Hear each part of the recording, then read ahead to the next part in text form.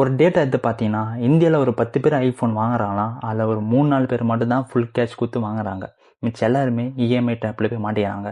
In case நீங்கள் ஒரு iPhone வாங்கலான்னு ஒரு ஐடியாவில் இருக்கீங்கன்னா, ஐஃபோன் வாங்க போகிறேன்னு ஒரு ஐடியாவில் இருக்கீங்கன்னா, இந்த வீடியோ ஃபுல்லாக பார்த்துட்டு அப்புறமா நீங்கள் வாங்கலாமா வேணாமா, நான் வாங்கக்கூடாதுன்னு சொல்ல, வாங்கலாமா வேணாமா, இல்லைனா இந்த டைமில் வாங்கலாமா, இல்லை அப்புறமா கடிச்சு வாங்கினா நமக்கு சரியாகுமா அப்படின்னு தெளிவான ஒரு ஐடியா கிடைக்கும். அதனால் இந்த வீடியோ நான் கடைசி வரைக்கும் பார்க்க சொல்கிறேன். இந்த வீடியோவில் என்ன பார்க்க போகிறோம்னா 5 reasons to not buy an iPhone. Okay, first of all நான் ஐஃபோன் வாங்க தேவையில்லை அப்படின்னு சொல்லலை. நிறைய பேர் இன்னும் முட்டு கொடுப்பாங்க. ஐஃபோனில் இந்த மாதிரி ஃபியூச்சர் இருக்குது, நிறைய ஃபியூச்சர் இருக்குது, எல்லாம் ஃபைன் தான். ஐஃபோன்லேருந்து நிறைய ஃபியூச்சர் இருக்குது, கேமரா குவாலிட்டி நல்லா இருக்குது, வீடியோ குவாலிட்டி நல்லா இருக்குது, செக்யூரிட்டி சிஸ்டம்லாம் நல்லா இருக்குது, எல்லாமே ஃபைன். நான் என்ன சொல்ல வரேன்னா, இந்த ஒரு 5 ரீசன் சொல்கிறேன். 5 ரீசன் மட்டும் சொல்கிறேன். அது தவிர 10 ரீசன் 15 ரீசன் அந்த மாதிரி சொல்லலாம். நான் 5 ரீசன் மட்டும் சொல்கிறேன். இந்த 5 ரீசனில் உங்களுக்கு சரியாப்பட்டதுன்னா, ஆமாப்பா எனக்கு இது சரிப்பட்டு வராது, இந்த ரீசன் தான் கேட்டு ஆமாம் எனக்கு இது சரிப்பட்டு வராது அப்படின்னு நீங்கள் நினச்சிங்கன்னா நீங்கள் வாங்கலாமா வேணாமா அப்படின்னு நீங்கள் டிசைட் பண்ணிக்கோங்க. ஃபர்ஸ்ட் ரீசன் என்னன்னா எக்ஸ்பென்சிவ், டூ எக்ஸ்பென்சிவ். ஃபர்ஸ்ட் ரீசனே டூ எக்ஸ்பென்சிவ். அதனால் சாதாரண ஒரு மிடில் கிளாஸ் ஒரு பையனால் ஒரு பொண்ணால் ஐஃபோன் வாங்கினோன்னா, ஒன்று ரொம்ப சேவிங் பண்ணி கொஞ்ச நாள் கழிச்சு தான் ஐஃபோன் வாங்க முடியும். அது மட்டும் இல்லாமல் செகண்ட் ஆப்ஷன் இஎம்ஐ. நிறைய பேர் இஎம்ஐ டேப்பில் போய் மாட்டிக்கிறாங்க. நான் ஒரு 2 கதை சொல்கிறேனே.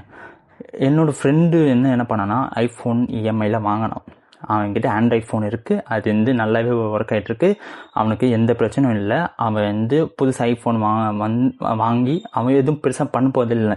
ஆனாலும் அவன் ஐஃபோன் வாங்கினான். ஆனால் ஏன்னா அது ஒரு கெத்துன்னு நினச்சிட்டு வாங்கினான். ஐஃபோன் வாங்கினான் இஎம்ஐயில். அவன் 2 மாதம் இஎம்ஐ கட்ட முடிஞ்சதுனால 3ஆம் மாதத்துலேருந்து இஎம்ஐ கட்ட முடியல. 4-5 மாதம் ஆச்சு. 5ஆவது மாதத்துலேருந்து ஃபோனை லாக் பண்ணிட்டாங்க. ஃபோன் லாக் பண்ணனால அவனால் ஃபோன் யூஸ் பண்ண முடியாது. That's all. அவ்வளோதான், கதையை முடிஞ்சிச்சு. இஎம்ஐ டேப்னால அவன் போய் ஃபோனும் யூஸ் பண்ண முடியாது, இஎம்ஐ அவனால் கட்ட முடியாது, அப்படியே மாட்டிக்கிட்டான்.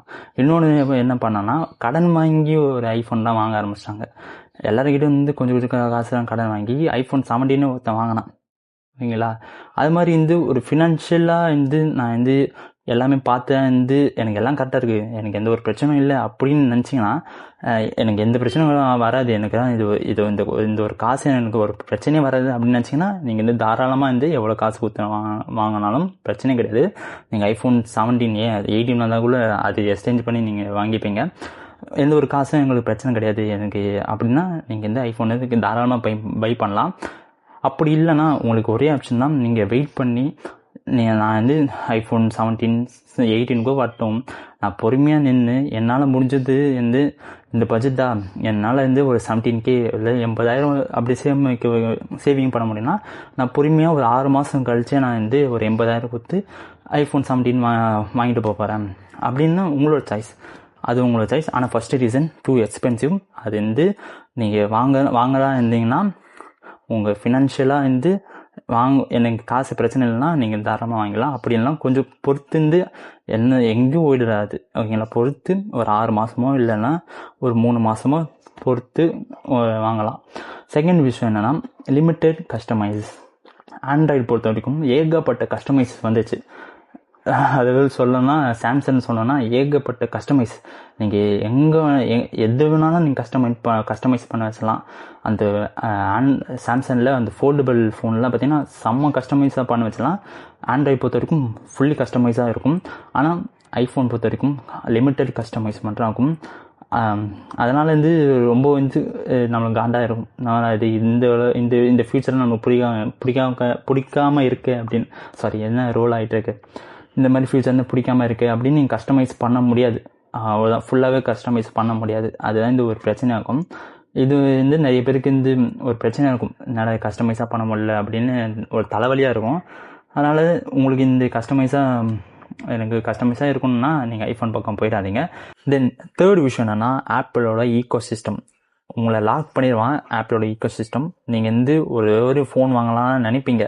ஆனால் ஒரு ஃபோன் வாங்கிட்டோன்னே நீங்கள் அடுத்த 3 மாதத்துலையோ இல்லை அடுத்த மாதத்துலையோ நீங்கள் ஒரு ஆப்பிள் வாட்ச் வாங்குவீங்க. அது நேரத்தில் ஆப்பிள் ஏர்பாட்ஸ் வாங்குவீங்க. அது மாதிரி கண்டினியூஸாக வந்து போயிட்டே இருக்கும். அவன் வந்து எல்லா ப்ராடக்ட்டும் வந்து உங்களோட வந்து வாங்க வைப்பான். அதுதான் இந்த ஆப்பிள் ஈகோ சிஸ்டம். அது வந்து தப்பு கிடையாது, அது மார்க்கெட்டிங் ஸ்ட்ராட்டஜி தான், அது தப்பு கிடையாது. ஆனாலும் நீங்கள் தெரிஞ்சுக்கோங்க, வாங்குறதுக்கு முன்னாடி தெரிஞ்சுக்கோங்க. நீங்கள் அப்படின்னு ஒரு ப்ராடக்ட் வாங்கிட்டீங்கன்னா கண்டினியூஸாக உங்களோட வந்து ப்ராடக்ட் வாங்க வைப்பான். அது மாதிரி என்னையும் இழுத்து போட்டாங்க. நான் ஒரே ஒரு மேக் மட்டும் தான் வாங்கினேன். அவன் வந்து ஆப்பிள் எனக்கு வந்து முன்னாடியே தோணுச்சு, எனக்கு ஆப்பிள் மேக் வாங்கினா நம்ம வந்து வாட்ச்சு ஃபோனை வச்சுருந்தா நல்ல பெனிஃபிட்ஸாக இருக்கும் அப்படின்னு நினச்சேன். ஆனால் நான் வந்து கண்டிப்பாக இந்த வாட்ச் ஏர்பாட்ஸ் வந்து ஆப்பிளில் வாங்கவே மாட்டேன். நான் 4th ரீசன் என்ன சொல்லணும்னா, நான் ஒரு இது பர்சனலாகவே இது பண்ணியிருக்கேன். அவனோட ரிப்பேர் அண்ட் மெயின்டெனன்ஸ்லாம் இருக்கும் ஆப்பிளோட. இதுதான் 4th ஒரு ரீசன்.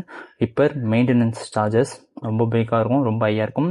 ஏன்னா வந்து ஒரு ரிப்பேர் கொடுக்குறனாலும் ஒரு மெயின்டெனன்ஸ் ஏதாச்சும் ஃபோன் பிரச்சனை வந்தாலும் வந்து மிகப்பெரிய ஒரு செலவாகும். ஃபோன்னா கூட அவனோட ரிப்பேர் காஸ்ட் வந்து ரொம்ப பயங்கரமாகும். அதனால் வந்து இது பார்த்துக்கோங்க. இது வந்து ஒரு சின்ன ரீசன் மட்டும் தெரியும். ஆனால் வந்து இன்கேஸ் நீங்கள் வந்து கீழே போட்டு ஒரு டிஸ்பிளே போச்சுன்னா மிகப்பெரிய ஒரு காஸ்ட் வந்து ஆப்பிள் கொடுக்குற மாதிரி இருக்கும். தென் வந்து பேட்ரி, இதுதான் முக்கியமான விஷயமே. இந்த பேட்ரி பற்றி நான் என்ன சொல்லுது, ஐஃபோனில் பேட்ரி ஒரு மிகப்பெரிய ஒரு பிரச்சனை. நான் சொல்லி தான் தெரியணும்ல, ஆப்பிளோட பேட்டரியாக பார்த்தீங்கன்னா அது வந்து நீங்கள் அப்டேட் பண்ண சொல்லுவான். அப்டேட் பண்ணுவீங்க நீங்கள், ஒரு 1 இயருக்கு அப்புறம் அப்டேட் பண்ண சொல்லுவான். அதை அப்டேட் பண்ணுவீங்க நீங்கள். அதுலேருந்து பேட்ரி நீங்கள் எப்படி போகும்னு உங்களுக்கே தெரியாது. அந்தளவுக்கு வந்து பேட்ரி வந்து குறைச்சிருவான். சாஃப்ட்வேர் மூலமாக குறைப்பான் அவன். ஒரு 85 அப்படின்னு சாஃப்ட்வேர் மூலமாக அவன் குறைப்பான். அதுதான் வந்து உண்மையாக வந்து. ஏன்னா அவன் வந்து அப்டேட் பண்ண சொல்லி சாஃப்ட்வேர் மூலமாக குறைச்சி அப்போ தான் வந்து நீங்கள் அடுத்த ஒரு ஐஃபோனு லான்ச் ஆகும். அது வந்து வாங்க சொல்லுவான், வாங்க தூண்டுவான். அதுதான் உண்மை. நீங்கள் வாங்கலாம், பேட்ரியோட கண்டிஷன் வந்து பார்த்துக்கோங்க. ஆப்பிளோட மிகப்பெரிய ஒரு இது செக்யூரிட்டிலாம் ரொம்ப பயங்கரமாக இருக்கும். ஆனால் பேட்ரி வந்து நம்மளுக்கு வந்து அவ்வளோ இருக்காது, ரொம்ப குறைச்சிட்டே இருக்கும். இப்போதைக்கு நான் 5 ரீசன் மட்டும் இந்த வீடியோவில் சொல்கிறேன். நான் இதுக்கு மேலே நிறைய ரீசன் இருக்குது, அதை வந்து அடுத்த வீடியோ நான் சொல்கிறேன். நீங்கள் இன்கேஸ் வந்து முக்கியமாக வந்து எக்ஸ்பென்சிவ், நீங்கள் யாருமே வந்து இஎம்ஐ போட்டு வந்து அப்படி ஒரு ஃபோனு நீங்கள் வாங்க தேவையில்ல. இப்போ தான் வந்துச்சு. முன்னாடி வந்து ஆப்பிள் தான் கெத்து, ஆப்பிள் தான் வந்து ஒரு ப்ரைடு அப்படின்னு மிகப்பெரிய ஒரு கெத்தாக இருந்தது. ஆனால் இப்போ அப்படி தான் கிடையாது. எல்லாம் ஆண்ட்ராய்ட் ஃபோன்லேயும் வந்து அந்த மாதிரி நிறைய ஃபீச்சர்ஸ் வந்துச்சு, நிறைய டெக்னாலஜி வந்துச்சு. இப்போ வந்து நீங்கள் ஆனால் ஆப்பிளில் ஒரே ஒரு விஷயத்தில் மட்டும் அடிச்சிக்க முடியாது. அவனோட செக்யூரிட்டி சிஸ்டம்லேயும் சரி, அவனோட வீடியோகிராஃபிலும் சரி, அதில் வந்து ஆப்பில் யாரும் அடிச்சிக்க முடியல. நீங்கள் வந்து அப்படி ப்ரொஃபஷனலாக நான் வீடியோகிராஃபி அப்படின்னா நீங்கள் வந்து கேமராவுக்கு மூவ் பண்ணிடலாம். ஆர் எனக்கு செக்யூரிட்டிலாம் சிஸ்டம் இருக்கலாம் அப்படின்னா நீங்கள் கொஞ்சம் சேர்த்து வச்சு வந்து அதுக்கு ஈக்குவலான நிறைய ஃபோனில் இருக்குது. சாம்சங்லாம் பார்த்தீங்கன்னா அது ஈக்குவலான சிஸ்டம் செக்யூரிட்டாக வந்து நீங்கள் எந்த ஒரு விஷயத்தை வந்து தேர்ட் பார்ட்டிலாம் யூஸ் பண்ணாமல் இருந்தீங்கன்னா கண்டிப்பாக வந்து எந்த ஒரு பிரச்சனையும் வராது. அதுதான் உண்மையே. ஆனால் ஃபியூச்சராக பார்த்தீங்கன்னா ஆப்பிளுக்கு ஏற்ற மாதிரி நிறைய அனிமேஷன் பொறுத்த வரைக்கும் ஆப்பிளுக்கு ஏற்ற மாதிரி நிறைய ஆண்ட்ராய்ட் ஃபோனில் வந்துடுச்சு. அதுதான் உண்மை. அந்த 13Kலே வந்துச்சு. அதுதான் உண்மை. வந்து அதெல்லாம் என்னென்ன ஃபோன் உங்களுக்கு தெரியும்னா கமெண்ட்ஸ் மென்ஷன் பண்ணுங்கள். நான் வந்து உங்களுக்கு வந்து கமெண்ட் பண்ணி நான் சொல்கிறேன். நான் okay, see you in the video. Thank you for watching. Bye.